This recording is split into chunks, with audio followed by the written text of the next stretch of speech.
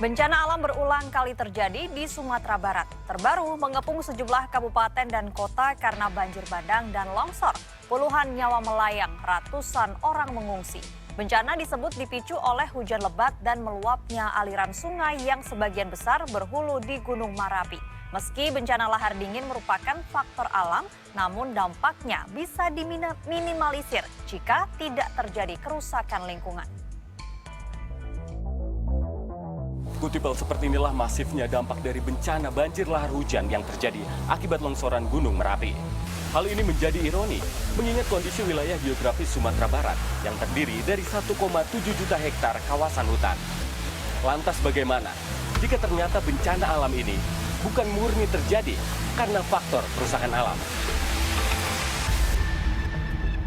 Bencana banjir lahar dingin menerjang sejumlah wilayah Sumatera Barat. Setidaknya puluhan korban jiwa, ratusan korban luka-luka, dan ribuan warga trauma. Ratusan rumah beserta pertokoan dan rumah ibadah hancur diterjang air bah yang dalam bahasa Minang disebut galodo. Setidaknya 18 titik jalan nasional terputus yang menghambat mobilitas warga. Wilayah pesisir barat Sumatera memang sejak lama dikenal dikelilingi gunung dan hutan, di antaranya Gunung Marapi dan Singgalang. Data Komunitas Konservasi Indonesia mencatat, ada sebanyak 1,7 juta hektar hutan di Sumatera Barat. Jumlah ini sekitar 40% dari total keseluruhan luas wilayah provinsi. Meski bencana lahar dingin merupakan faktor alam, namun dampaknya bisa diminimalisir jika tak terjadi kerusakan lingkungan. Tak bisa dipungkiri, perlu peran serta masyarakat dalam pemeliharaan lingkungan untuk meminimalisir dampak bencana. Tokoh masyarakat setempat sebut, hutan di Sumatera Barat terus tergerus. Kerusakan terjadi karena berbagai penyebab, mulai dari bisnis ekstraktif skala besar, pembalakan liar, maupun pertambangan emas ilegal.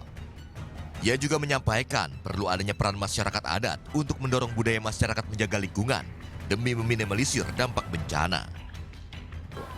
Jadi kerusakan lingkungan ada faktornya, kemudian ya masyarakat perlu kita edukasi lah untuk masa-masa berikutnya jangan lagi ada penebangan, kalau perlu kita lakukan penanaman kembali. Karena pohon itu biarkan saja besar. Tapi kan ada tempat-tempat penanaman yang memang bisa, kalau ada yang sudah gundul, kita tanami cepat. Kalau enggak, kalau gundul ya semakin turun dia. Inilah kejadian yang memang, ini peringatan juga dari Allah. Kita harus ramah terhadap alam ternyata.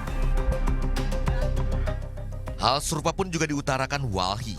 Pasca peristiwa banjir bandang dan lahar dingin, terlihat banyaknya kayu gelondongan dan batu yang besar.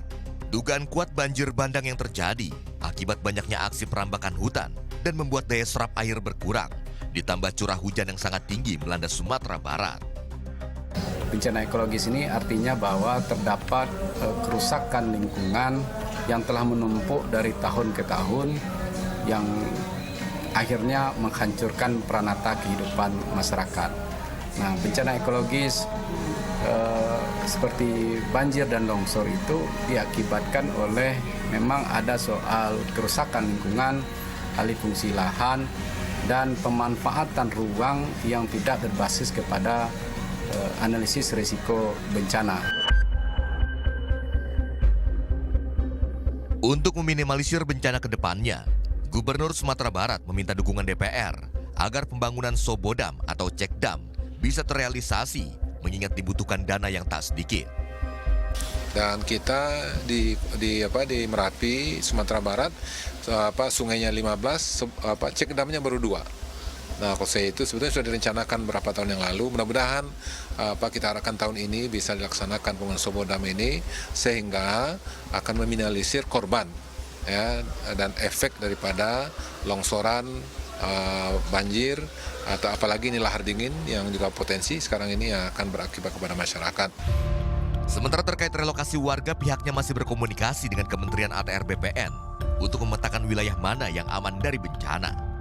Pemerintah seharusnya melakukan kontrol secara terukur terhadap pengelolaan hutan di kawasan hutan lindung dan konservasi, agar kerusakan alam tak terjadi dan bencana pun bisa diantisipasi.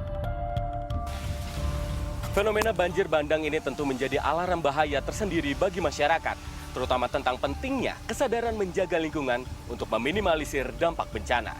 Tim Liputan melaporkan untuk NET.